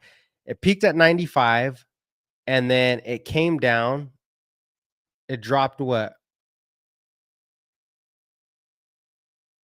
Oh, it just consolidated sideways, regained strength. This is the monthly chart, and then went higher again. Then it had a big correction. Okay. This is where you want to buy it. It had a 55% correction. That was way back in the day. So Palantir is going to have a 50% correction. That's when I'm going to buy it. But in the short term, if you want to trade Palantir, okay, it does look good on the daily chart. Let's go to the daily. Okay. It's clear. It's a clear level, right? It needs a clear 190. You have an acceleration on this. MACD, it's moving higher. We're above the midpoint. So Palantir can move. Let's do, how high can it go? Let's just do a small range where it was ranging at. Let's say it goes to 229. I think that's very possible. We move to 229, 230. At the shortest 203. I think it's going to about 230. That's going to be my guess if you want to trade it. I would just own it. I wouldn't try to trade Palantir at this point unless you're really good with options and you sell options. More strategic. It's a very strong stock, a lot like Hood now. It's clearing this range, but that's all I wanted to say. Palantir is a monster. I wish it would slow down. Damn it, I had it at 20 billion market cap. So 10, 20x. Missed it. You're going to miss things. Don't regret it. Learn from it. All right. So now here's this. We already talked about CRM, right? We already talked about UiPath. Now this is another one I want to talk about. Now, okay, ServiceNow. This is AI agents. Okay, these are AI agents. They actually help with AI. This is one of the best stocks in the market that is unheard of. It's forming a bullish wedge pattern from the highs where it peaked back in the early year. So it had a whole cycle, a whole year cycle. That's great. A whole year to consolidate. I mean, this thing fell almost 50%. It's coming into this very sharp wedge pattern. At the same time, this is the daily. At the same time, it's expanding RSI. It's above the halfway mark. Bullish divergence here. Look at that. Up, and kind of up. So we're getting bullish divergence. As a matter of fact, let's go to the weekly. Okay. Let's go to the weekly. We're not there yet, and we're almost at 50. So this one has a lot of market cap to move. I mean, once you clear, this is pure AI agents, agentic AI, a lot like CRM. I think they're all competing. Where's the whole number at? 1000's up here. I don't really care about that. I want to see The last resistance, 950. 975. All right, let's go 975. Between 975 and 960, somewhere around here, I want to be long. I want to see it support that level. I could say 965. Let's go 965. Okay. So we're almost in early stage here, but it's kind of mid stage here, early stage here, mid stage here. Uh did it get a buy of the dip? Yeah, look at that. So when it does this, buy the dip, man, that thing crashed hard. Goodness. It looks good. It looks good. It's winding up. It might have some time, but I like this one now. I like it because if you do debit spreads, you're gonna get a really. It's gonna have a really good options chain. Okay. EMAs. Where are we at with the EMAs? Where's your stop at? I mean, the stop is easy on this one. Take that Bollinger Band off. The stop is easy. Your stop is a hold below. See, it didn't even respect this EMA. It's not. It's not ready yet. It's not ready yet. I want to see it really get above 965 because it's not even responding to these EMAs. Okay, the daily crossed over, but I mean, yeah, the daily crossed over. So here's your stop. Your stop is very tight, which makes it easier. Your stop is 925. Okay. If it closes under 925, you're out. If it gets above 975, you're in. Or 965. So this one's really easy. 965, 975. Boom. That's your box. That's a very easy trade right there. I'm gonna go options on this one. We'll see how it plays out, but I like this. This is now ServiceNow. What do they do? ServiceNow engages in the provision and end-to-end workflow. So this is workflow automation platform for digital businesses now. Platform. This is right with CRM. That's why I'm bullish the agentic.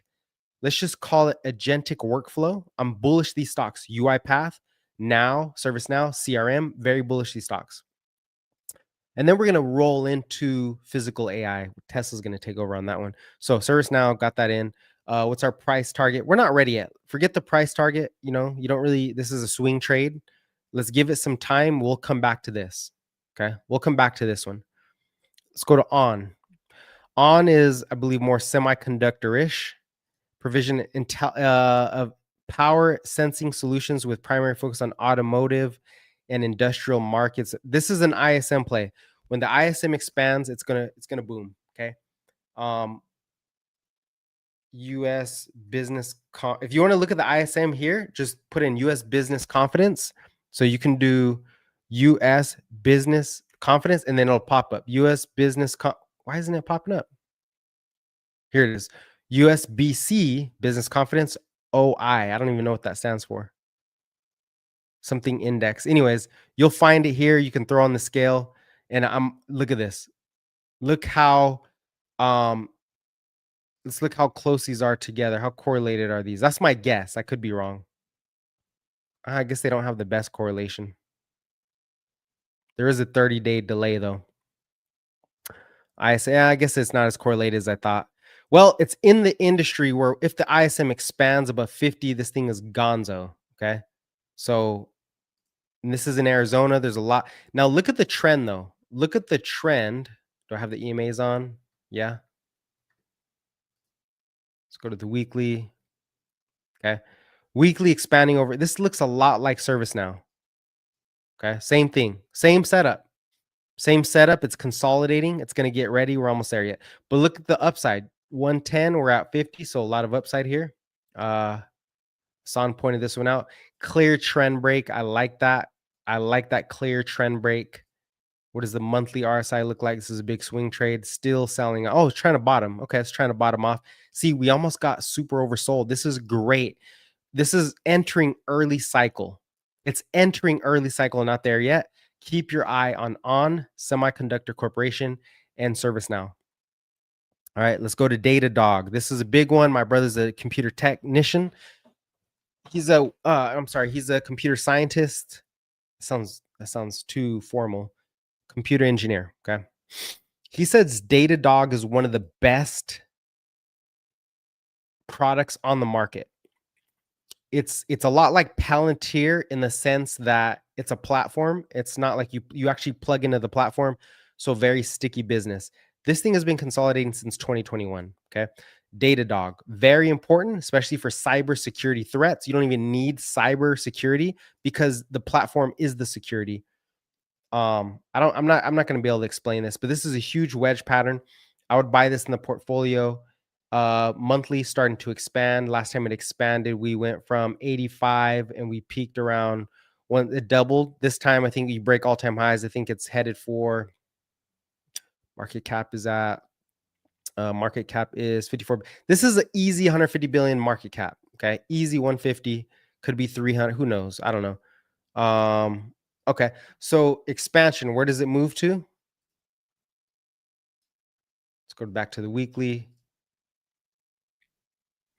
Now the weekly doesn't look the best, but look at 20. This is a leap called 2027. I'm aiming for a $300 to $400 stock.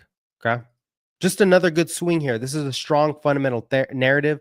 It's not super ready. I think we're going to get agentic AI, cybersecurity. I think these are going to make a comeback, and this is a big company. So if you can find a good option, this is going to be great. It's really trying to test above that 170 area. I wouldn't even get long until you get above that. We need to see the breakout, right? Don't chase it. You need to see the breakout.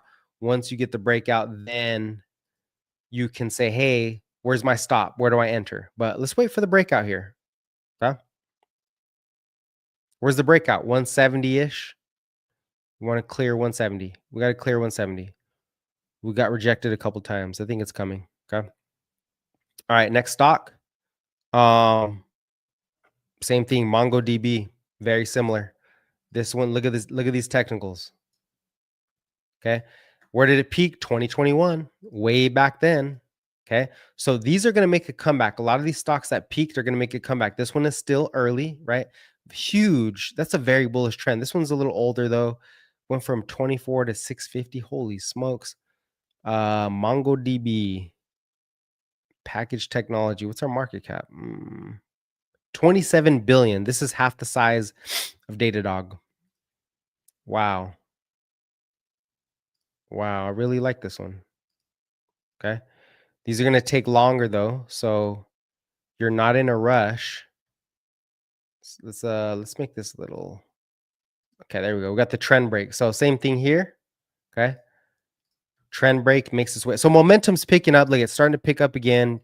You're getting the swirl. I don't know if the options are good. I don't think it trades a lot of volume, but these are leap calls, right? Call debit spreads are a lot cheaper. Probably 4Xs. These are going to be very important technologies for the future because of all the cybersecurity threats, right? All our data keeps getting leaked. We need something we can't be letting our data get leaked, okay? It's a very bad problem that we don't really see coming. It's very bad. Okay. Next is so you're not looking to enter. I just want to throw these on your watch list. Qualcomm. This Qualcomm's making a huge move in the fundamentals. Okay. So Qualcomm, I saw it a while back, but I didn't really like what they were doing with cell phones. They're moving into AI inference. So that total addressable market is around 7 trillion, one of the biggest TAMs on the market. They already do cell phones. What does it say? Getting the development of commercialization foundation technology product used in mobile devices and other wireless products operates through the following segments. Qualcomm, I don't even know what this means. Licensing QTL, I don't really know. Strategic. All I know is Qualcomm is a very important technology, very big company, and integrated circuits and system software based on technologies used for voice and data communication, networking, application processing, multimedia. It does a whole lot of things. It's been consolidating, if you want to be serious, again, since 2021. Try to make a new high, couldn't do it. Okay. I'm looking at the technicals. Look at this early stage. Oh, yeah, weekly, early stage acceleration on the trend. The last time we were in early acceleration was back here when Qualcomm went from 110 to 220. So it did 100% increase. This time from 120, I think we're headed for 300. Okay. Yes, that's a lot, but look at the trend. Look how beautiful this trend is. Also, RSI is exploding. The RSI is absolutely exploding. Somebody wants this stock. Okay. Let's look at the trend. If we can ever get above this trend, we're going to test the upside trend on it. Of course, we're going to test it. But if it gets above this trend, it goes parabolic. Here's why. Qualcomm is now entering Inference, $7 trillion market. That's huge. They're also acquiring robotics companies, physical AI. So they're going to try to compete. I don't want to say with Tesla, but there's a bunch of private companies in physical AI robotics. They're going to try to compete. They're doing a lot of, matter of fact, it's in my Discord. You should just go read it. I'm not going to go read everything. But yeah, and they just broke this resistance at 180. So I'm actually, the options chain kind of sucks, but I will be looking for, I like this pullback. I will be looking for Qualcomm to base. I'm looking leap calls. I don't know when it happens, but this is huge. I'm watching. You guys know we called battery technology before it happened way back in, I think August. I said battery tech is coming. Look at all the battery technologies. They're in late cycle though. They got to reset, right? A lot of them got to reset. But we call that. I'm telling you guys, agentic AI or workflow AI. It sucks right now. I have ChatGPT. It sucks when it comes to agents. It's not there yet. Whoever makes this breakthrough in agents, that stock is going way higher. It's going way higher. So Qualcomm, something to keep your eye on. Next, let's move over to Nike. Okay, Lululemon. This is retailer. So Nike. Nike is trash. I don't like Nike. They got woke. You go broke, right? Target, Nike looks like trash. And I don't mean to offend any of you on here, okay? It's just catchy phrase, go woke, go broke. Okay? Go woke, go broke. Listen, you can't be a victim. I associate wokeness with victimhood. You can't be a victim and be successful, right? You can't call yourself, you can't be the highest priority. I want to be a professional victim. You can't go woke, go broke. We need to fund or focus on getting better, not how bad am I or how terrible is life. You need to focus on how can I get better? Where am I responsible for this crap? How can I turn this around? Okay. One day I will be a politician. No, I'm just playing. Yeah, that's some bull crap. Anyways, what Nike go woke, go broke, but look at that nice recovery. This thing is going to recover at some point. This is probably a good dip buy. It might take a couple years. They're going to come out with new products. They're already resurfacing. They're redoing a lot of, they're innovating. They're doing a lot of new stuff. They realize go woke, go broke. Sorry, but you can't, people might not say what they think. They're going to act. They're not going to buy crap. Okay. So Nike needs a rebrand. They're going to do it. They're going to make a turnaround. I still like Nike. I don't like the stock, but I still buy Nike. Still my favorite brand. No, I don't have a favorite brand, bro. I like whatever works and doesn't break my wallet. Okay, because money and food is a scam. You can't just buy everything you see. Okay, all right. It's engineered to take your wallet. The opposite of investing. But own them. You got to own them. So Lululemon and Nike, I like this as a retailer play. Starting to pick up. It's not ready yet, but we're keeping our eye on Nike. I'm on the monthly chart. I'm not even looking at anything short term. When this thing breaks out, where's our breakout? When this thing starts to close above 80, I'm going to be interested. Okay. When it closes above 80, somewhere around here, I'm going to get interested.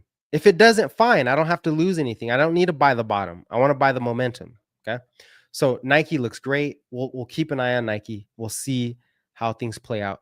Next, we have we're gonna move to lithium. There's so many lithium, copper, bro. There's too many.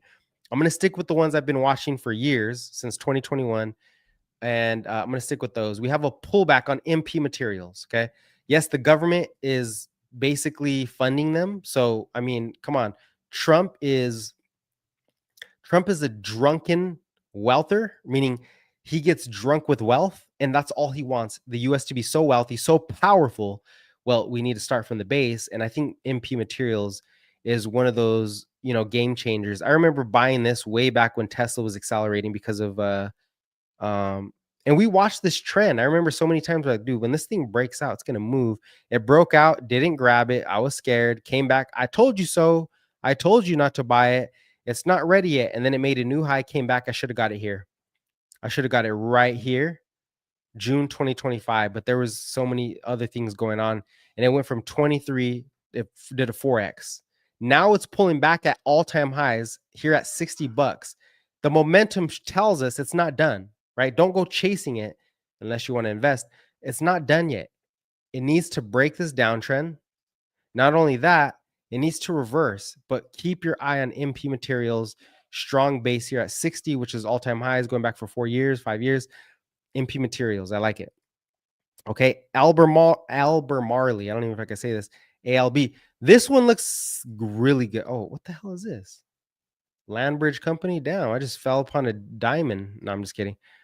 LB Line. What is this? Commercial Services? Boy, there's so many stocks in the market. This isn't what I was looking for, though.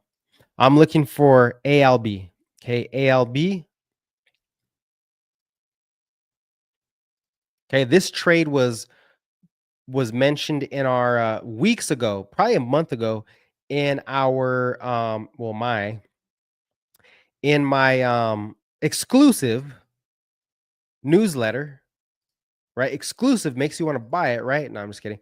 Exclusive newsletter. Basically, if you're interested in hearing on what I'm looking at before anybody else, then you're gonna subscribe to that when I see you play, because I can't do videos every day.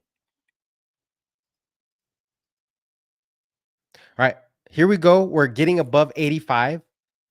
This was the breakout zone. I think we called it out right about here.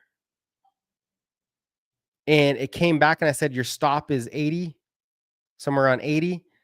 It came right to the low, September 2025. Yeah, September, October. And then it started to chug higher, broke out again. So you had to be patient with this one. Anyways, these were leap calls. We're leap calling this one. Doesn't matter because it's going back to all-time highs, possibly, especially with just all this fiscal stuff, right? This is probably going back to all-time highs. There's a race for materials, and they develop a lot of materials. Anyways, Albemarle and MP Materials, those are my two material plays. Okay, let's go to the monthly chart so you can see a little more. Okay, look at this big, look at that big. When this thing rips, it rips. It went from 52 to 300 last time. Okay, so it's starting to this is monthly chart, but we're looking way out. Look at that. Look. Would you look at that? No, I'm just kidding. Trend momentum, MACD, RSI. This is one of the most, honestly, this is one of the most beautiful charts that I've seen. It is so attractive. The problem is I don't really buy into materials. Are they really changing the world? It's like I'm ignorant, I'm biased, I'm stubborn. I should have been long this. I called it out. I still ain't long. And I keep making excuses because I'm like, there's so much sexy stuff over here. But you know what? I need to pull the trigger. It's pulling into the trend. I need to pull the trigger. I'm just sharing my thoughts. I'm not trying to sell you some fool's gold bull crap. I need to pull the trigger on this. It's at 99. Guess what? 100's the most important big level. Once you get above 100, look at that clear resistance over 100. Oops. So you know what? You guys hold me accountable. I'm going to be long this. I'm going to be long this soon. It's one of the biggest lithium miners and really just operations in the world. Okay. And let's see, do they have an edge? They do have a couple edges. I remember looking this up using AI. Partners for about 660 million with the deal closing in early 2026. So they got some deals lined up. Albemarle Corp General Counsel sells shares. Oh, damn it. Trying to get rich. I'm going to look more into this because the thing is the technicals are bringing me into this, right? The technicals are saying buy. We're going to, let me see, what's a market cap? 11 billion. So this is considered a mid to large cap. And I believe this could be a $50 billion company. Okay. That's a 5X at least, 4 to 5X. So I like the leap calls. I need to pull the trigger. Albemarle. Okay. All right. Next, we're going to TeraWulf. This one's in late cycle. Pisses me off. Okay. Listen, I bought this mother effer way back. I just try not to cuss. I know it's dirty. I bought this way back here at $3 when it broke out. And I was like, you know what? Let me leverage up. So I leveraged up on a pullback. See, July, I think early in the year, and it got destroyed. And I was like, are you kidding me? So I said, you know what? I still believe in it. I'm watching it. And now it's really a monster. I missed this. I started buying it at 10. My point is this: TeraWulf is going to look like Iran. Iran. It is a power generation compute. They basically have hydro, solar. I mean, I talked about this in the summer. Hydro, solar, um, nuclear. They have all these ways to generate power for Bitcoin mining and for AI compute, just like iron. Okay. Now the stock is getting stupid. Look at this. RSI is at 85. I freaking got out because the RSI was at 70 or 80. And now I'm like, son of a gun, but I can't chase it. My rules tell me don't chase, wait for the pullback. And I got FOMO. I do have FOMO, but I didn't chase it. I'm trying to stay patient here. Okay. What I'm hoping we see, okay, here's the, I'm hoping we get a retest of this anchored VWAP. It should consolidate. I hope we get a retest somewhere near it. And I'll get back anything under 12, I'm going to buy. Because this one just is not, there's not enough energy. Google's buying it. Google has the biggest stake in TeraWulf. Okay. Google wants to use it to generate quantum computing, everything you could think of. It's a 6 billion market cap. If you think 5 years out, I think TeraWulf can be 50, 60 billion. I think this is a 10 bagger. I've said it before. This is a 10 bagger, but I said that at 10. So I think it goes to 100. Anyways, keep your eye on this. It's not ready. You just don't want to get caught in some mistake. You leverage up too much. You get effed. Okay. Don't do it. It's not worth it. I've been there. Just be patient. Maybe it takes off and goes all the way to 20 without us. Just wait for the pullback. Wait for the technicals to give you the signal. You don't want to be caught driving drunk, you know, because one mistake and you're dead. All right. All right. So next one is, I think that's it. Oh, I want to go over crypto. So we went over a lot of stocks. Listen, we're in an hour and 40 minutes. Give me some likes if you're on YouTube, if you're on Twitter or X, or just keep watching my stuff. I don't want to say share it. It's already over. But anyways, let's go to crypto. Okay. Crypto, I believe, is going to start leading the market along with a couple of agentic AI stuff. Bitcoin is going to roll over though right now. When I look at the price action of crypto, let's use our same rules. Bitcoin, I'm sorry to say it. I know some of you on the Discord are like, hey, Bitcoin doesn't look great. Okay. It's very contradicting. Why? Because people got smashed 2 weeks ago. So they're scared to buy Bitcoin. Leverage in Bitcoin. Bitcoin's a lot of leverage, but that leverage is coming. I think November 7th, we're going to see when the ISM picks up. Now, Bitcoin moves with the ISM. That I know because I've studied this for a while. Look at this. Would you look at this? Now watch this crap. Okay. This is why I say that I am the #1 technical macro fundamental talking head on the entire internet. No, I'm just kidding. I'm not the best. But hey, you're going to learn something here. Bitcoin peaks with the ISM 2017. Bitcoin peaks with the ISM 2021. Yeah, try to make another move, but there wasn't enough leverage momentum. So you kind of know like, hey, you need a higher ISM. We're not going to get into that. Bitcoin peaks with the ISM April 2024. Bitcoin peaks with the ISM January 2025.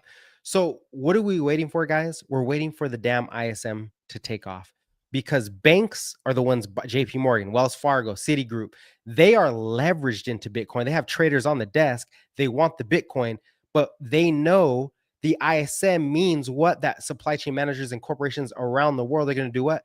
They're going to borrow more money from the banks. They're going to finance their operations because the ISM is going up and they're, oh shit, it's time, let's go, because rates are lower so they can borrow more, expand their operations, race for AI, race against China.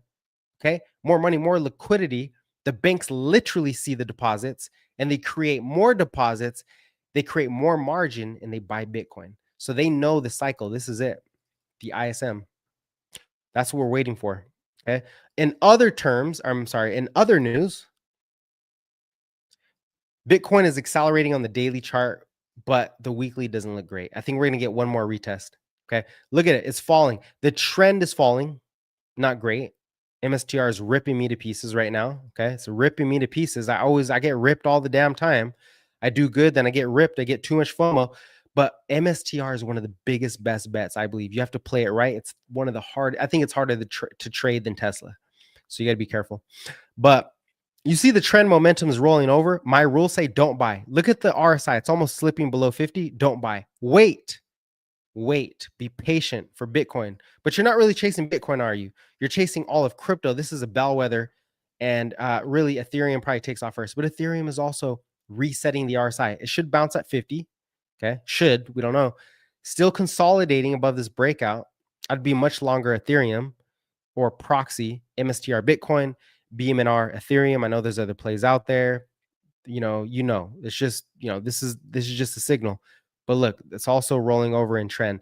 Unfortunately, I'm not long crypto right now. I'm long Chainlink. You guys already know, but I'm not bullish on Bitcoin yet.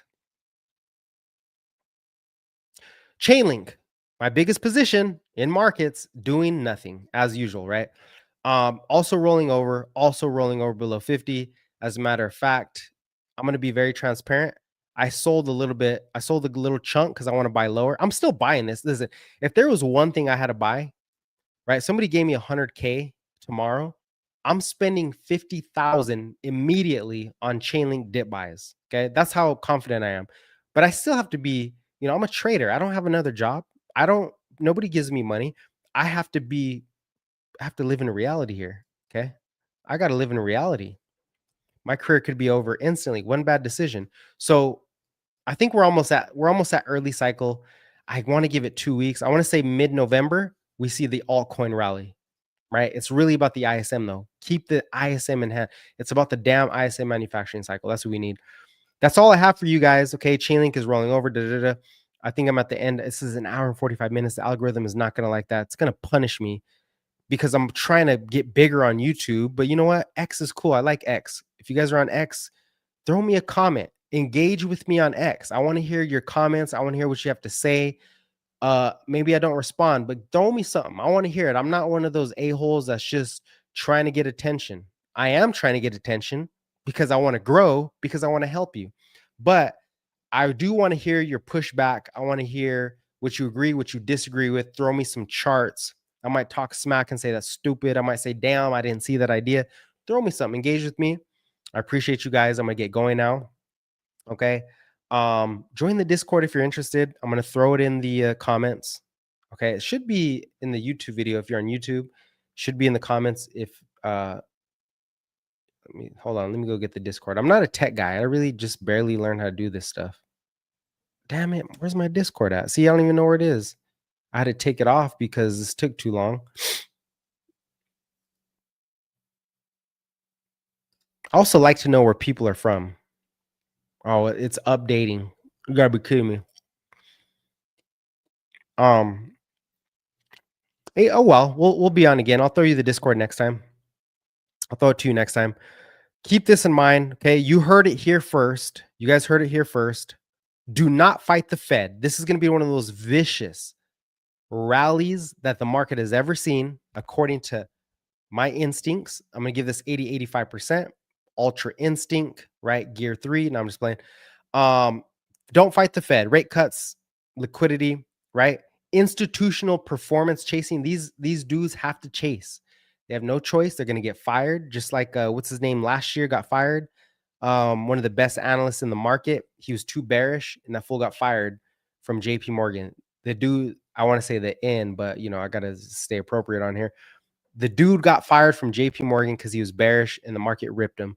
So now he's still working for JP Morgan, but he's no longer the lead strategist. So, anyways, holiday spending surge. Honestly, that one's not that important because it's all about CapEx and AI, but people are going to be spending. It's going to give confidence and fervor to the market. Okay. And last but not least, if there's one thing I want to tell you, you need to watch the ISM expand above 50. That's when risk assets really make their run. And I think we're going to see that after the Fed speaks. We might not get a real big print till December for the ISM, but that's okay. It's coming. It's coming. Okay. You guys stay bullish, right? No reason to get bearish here.